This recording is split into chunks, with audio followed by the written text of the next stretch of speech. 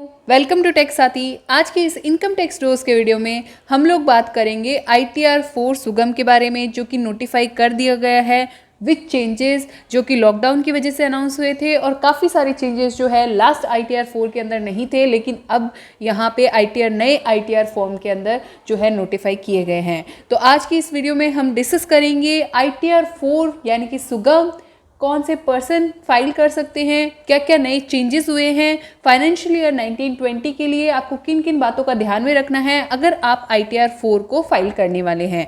तो अगर आप भी जानना चाहते हैं ये सारे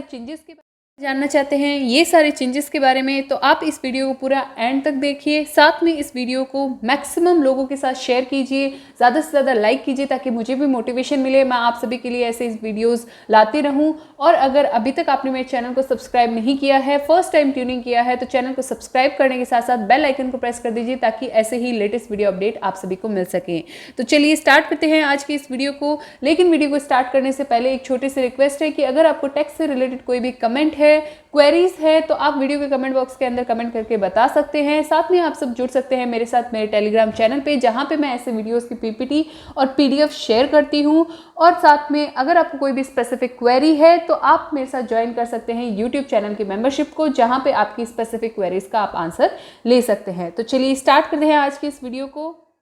आप देख पा रहे हैं नए ITR 4 को, जो कि यहाँ पे नोटिफाई कर दिया गया है असेसमेंट ईयर 2021 यानी कि फाइनेंशियल ईयर 1920 के लिए। ये ऑलमोस्ट 5 पेज का रिटर्न है और इसे आप इजीली फाइल कर सकते हैं। तो सबसे पहले हम यहाँ पे देखते हैं कि कौन से पर्सन जो है ITR 4 को फाइल करने के लिए एलिजिबल है। तो सबसे पहले यहाँ पे आता है इंडिविजुअल, HUF और फर्म। फर्म्स के अंदर जो है यहाँ पे एक्सक्लूड किया गया है LLP को, यानी कि लिमिटेड लाइबिलिटी पार्टनरशिप को।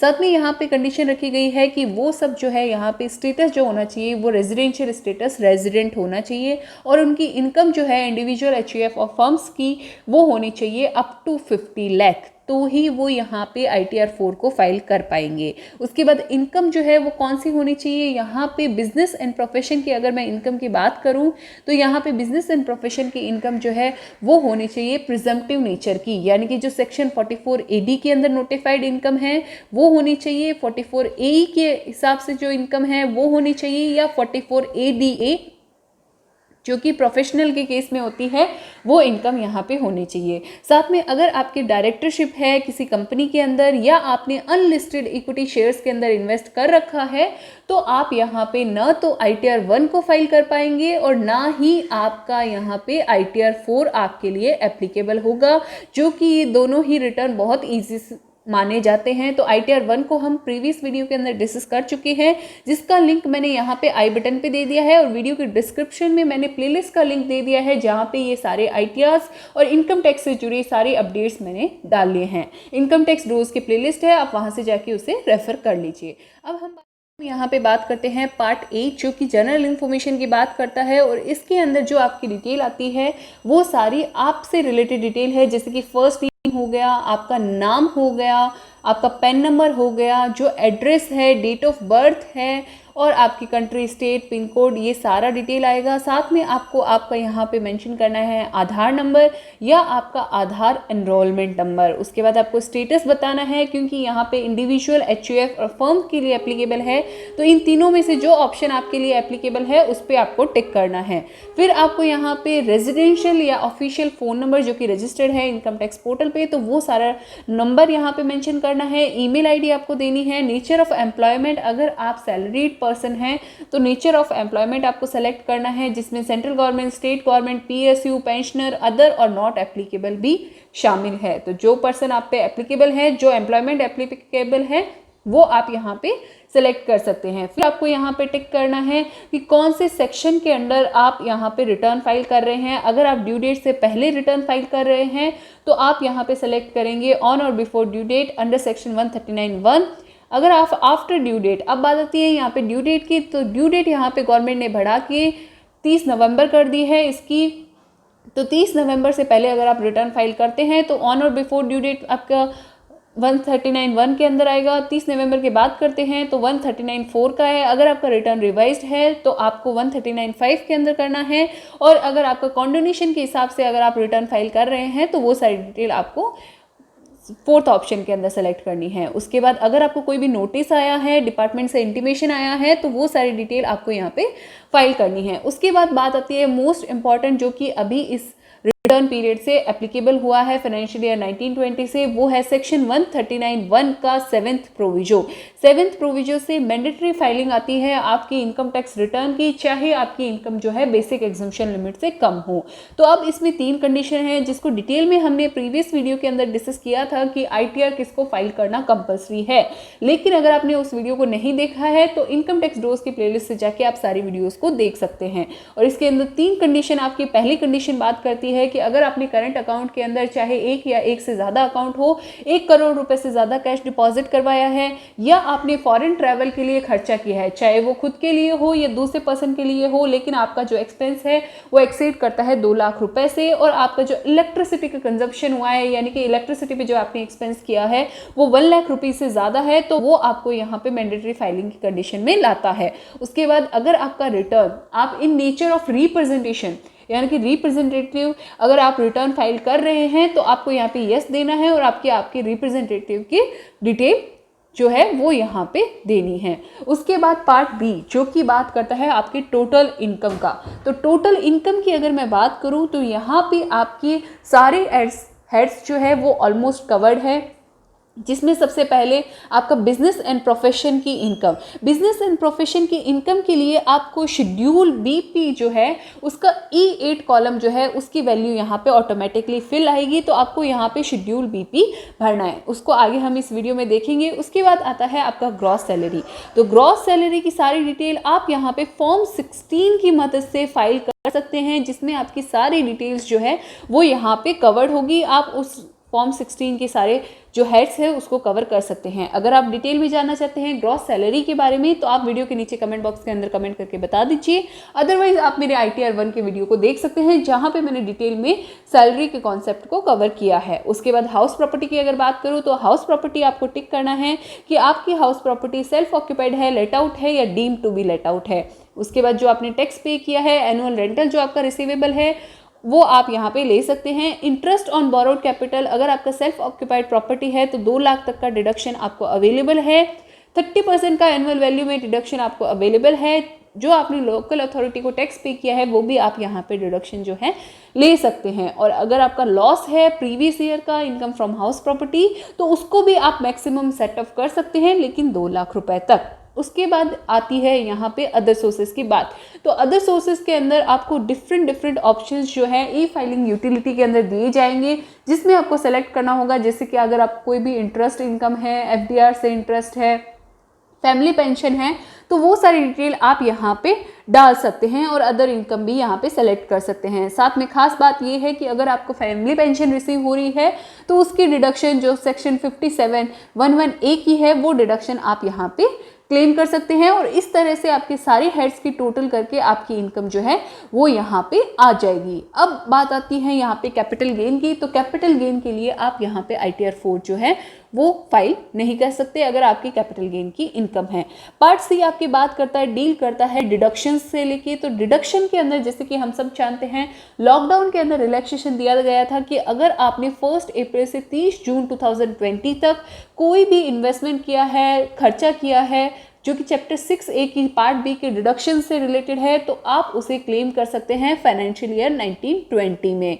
तो यहाँ पे एक ध्यान रखने वाली और बात है कि जो चैप्टर 6A की डिडक्शन थी पहले आप सीधे ही क्लेम कर सकते थे, लेकिन अब आपको डिटेल्स भी देनी पड़ेगी। जैसे कि आप यहाँ पे कॉलम में देख पा रहे हैं 80D के लिए आपको डिटेल देनी है, 80DD के लिए, DDB के लिए, 80G के लिए आपको यहाँ पे ड्रॉप डाउन मेन्यू से सेलेक्ट करके आपको पूरी डिटेल्स जो है वो भी यहाँ पे देनी पड़ेगी। तो आप अगर ITR 4 को फाइल करने वाले हैं या ITR 1 को भी फाइल करने वाले हैं तो ये सारी इन्फॉर्मेशन आप गैदर ज़रूर कर लीजिए, ताकि जैसे ही रिटर्न लाइव हो आप इजीली इन रिटर्न्स को जो है फाइल कर पाए। तो अब हम यहाँ पे बात करते हैं टैक्स कंप्यूटेशन और टैक्स स्टेटस की। तो टैक्स कंप्यूटेशन और टैक्स स्टेटस सेम है। आपका जितना टोटल इनकम रहेगा डिडक्शंस के बाद उसकी आपकी टैक्स पेबल आ जाएगा। रिबेट अगर आपकी इनकम 5 लाख तक है तो आप यहाँ पे रिबेट क्लेम कर सकते हैं 87A की, लेकिन सिर्फ और सिर्फ इंडिविजुअल के लिए एप्लीकेबल है और जो कि रेजिडेंट है। उसके बाद आपकी टैक्स पेबल जो आपका रिबेट के बाद होता है वो आ जाएगा, उस पर सेस लग जाएगा और टोटल टैक्स एंड सेस आ जाएगा। उसके बाद यहाँ पे रिलीफ, अगर आपको कोई भी एरियर है, 10E फॉर्म आपने भर रखा है सैलरी के अंदर, तो वो आपकी रिलीफ आ जाएगी। और उसके बाद बैलेंस टैक्स जो आपका बचेगा रिलीफ के बाद वो आपका D7 में आ जाएगा। अगर आपका कोई भी इंटरेस्ट बनता है, अगर आपने लेट फाइल किया है, एडवांस टैक्स में लेट किया है, रिटर्न लेट फाइल कर रहे हैं, फी है, तो टैक्स सारा इंटरेस्ट जो है वो आपका D8 से लेके D12 तक के कॉलम में कवर है। उसके बाद आपके self assessment tax, advance tax पे, TDS TCS जितना भी आपने पे किया है वो सारी डिटेल आ जाएगी, और टोटल टैक्स जो आपने पे किया है, और नेट अमाउंट अगर आपका पेबल बनता है तो पेबल आ जाएगा, रिफंड बनता है तो आपका रिफंड आ जाएगा। उसके बाद आपको D20 कॉलम की अगर मैं बात करूँ तो उसमें आपको डिटेल देनी है एग्जेम्प्टेड इनकम की।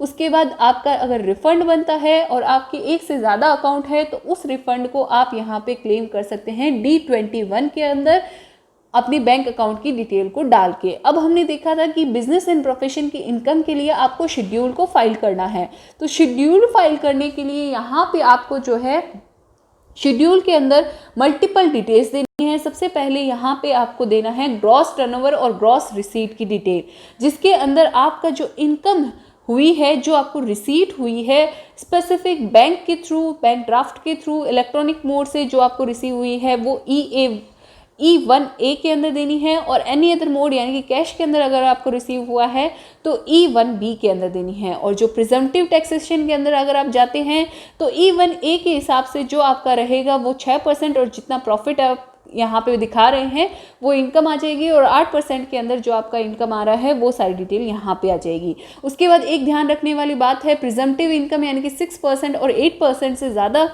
कम अगर आप परसेंटेज प्रॉफिट दिखाना चाहते हैं तो आपको यहाँ पे 44AB के अकॉर्डिंग इनकम टैक्स ऑडिट करवानी है, और वो आपको CA से करवा के डिटेल्स जो है फर्निश करनी है, और आप यहाँ पे ITR 4 जो है उसमें नहीं फाइल कर पाएंगे। टैक्स ऑडिट के अकॉर्डिंग आपको रिटर्न अपना फाइल करना है।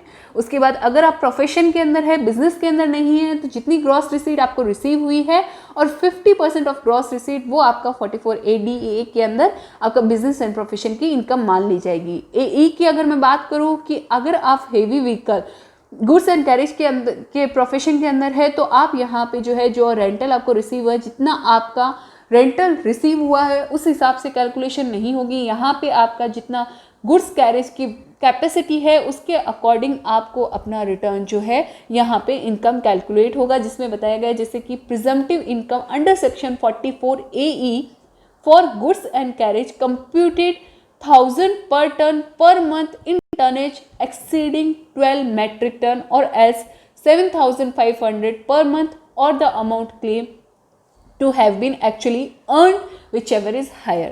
तो जितना आपको रेंटल रिसीव हुआ है या 7000 पर मंथ, जितना आपका एक्सीड है या 1000 पर मंथ पर मेट्रिक टन, 12 मेट्रिक टन से जितना भी ज़्यादा है कैरिज, तो वो सारी डिटेल आपको यहाँ पे कैलकुलेट करनी होगी। अगर आप 44AE पे डिटेल में वीडियो जानना चाहते हैं तो आप मुझे वीडियो के नीचे कमेंट बॉक्स के अंदर कमेंट करके ज़रूर बताइए, ताकि मैं आप सभी के लिए वो वीडियो ज़रूर लेके आऊँ। उसके बाद यहाँ पे आपका ऑप्शन रहेगा कि पार्टनर्स, अगर फर्म के केस में पार्टनर को सैलरी और इंटरेस्ट दिया है तो उसकी डिटेल आपको E6 कॉलम के अंदर देनी है, और उसके बाद आपका जो है प्रिजम्पटिव इनकम आ जाएगा AE के अंदर, और आपका जो तीनों में से जो भी ऑप्शन आप पे एप्लीकेबल है वो डिटेल आपकी यहाँ पे आ जाएगी बिजनेस एंड प्रोफेशन के लिए।